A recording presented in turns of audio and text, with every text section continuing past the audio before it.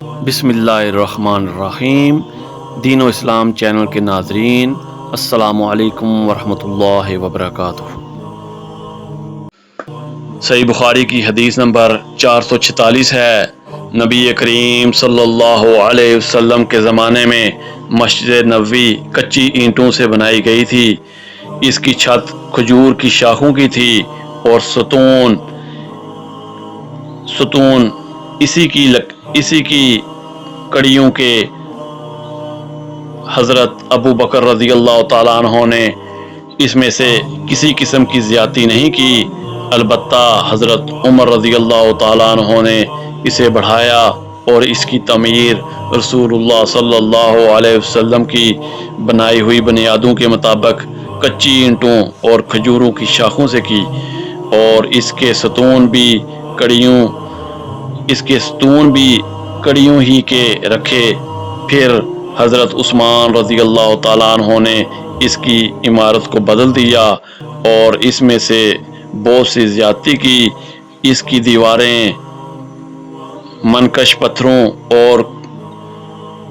اور گچ سے بنائیں اور اس کے ستون بھی منقش پتھروں سے بنوائے اور چھت ساگوان سے بنائی۔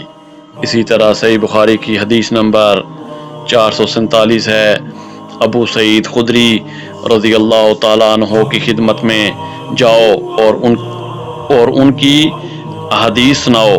ہم گئے، دیکھا کہ ابو سعید رضی اللہ تعالیٰ عنہ اپنے باغ کو درست کر رہے تھے۔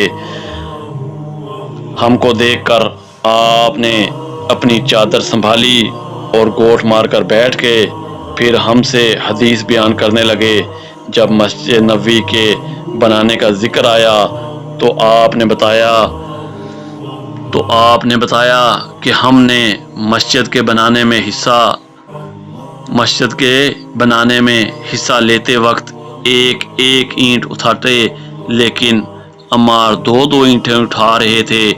حضرت صلی اللہ علیہ وسلم نے انہیں دیکھا تو ان کے بدن سے مٹی جھاڑنے لگے اور فرمایا، افسوس، عمار کو ایک باغی جماعت قتل کرے گی جسے عمار جنت کی دعوت دیں گے، اور وہ جماعت عمار کو جہنم کی دعوت دے رہی ہوگی۔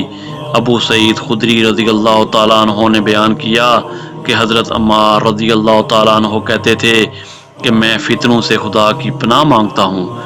اسی طرح سے بخاری کی حدیث نمبر 448 ہے، نبی کریم صلی اللہ علیہ وسلم نے ایک عورت کے پاس ایک آدمی بھیجا کہ وہ اپنی بڑھائی غلام سے کہیں کہ میرے لیے ممبر لکڑیوں کی تختوں سے بنا دے جن پر میں بیٹھا کروں۔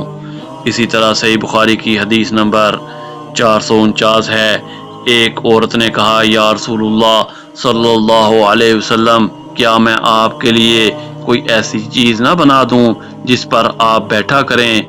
میرا ایک بڑھائی غلام بھی ہے۔ آپ نے فرمایا، اگر تو چاہے تو ممبر بنوا دے۔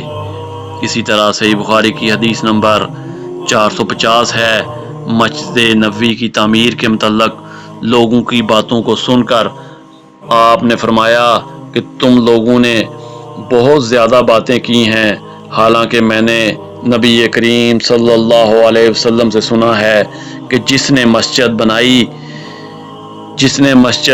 بنائی، بکیر راوی نے کہا کہ میرا خیال ہے کہ آپ نے یہ بھی فرمایا کہ اس سے مقصود اللہ تعالیٰ کی رضا ہو تو اللہ تعالیٰ ایسا ہی ایک مکان جنت میں اس کے لیے بنائے گا۔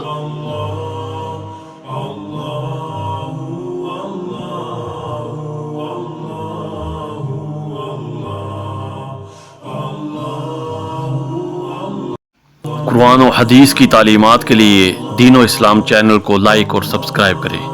جزاک اللہ خیر۔